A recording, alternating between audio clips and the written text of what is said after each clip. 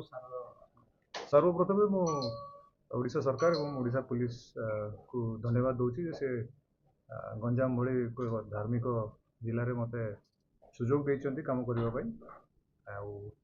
गंजाम जिलार focus crime control crime prevention law and order पर भी फोकस रही आप समस्त जानते पार्वण ऋतु तो गंजाम जिला भी पूरा फेस्टिवल माहौल तो निश्चित रूप से दिगरे आम कम करूँ केमती लॉ एंड ऑर्डर श्रृंखलित भाव में सब पूजा फेस्टिवल सब जगह ऑर्गेनाइज हम आमर सब जिलार पुलिस भी यहाँ गोटे चैलेंज रहा आशा कर सक्सेसफुल रहा।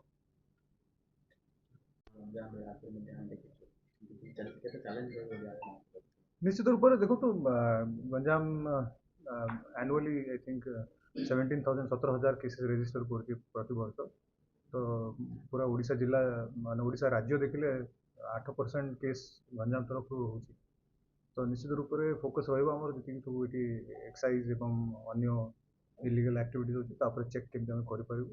प्रति भी गोटे स्ट्राटेजी भी आम डिवाइस करूँ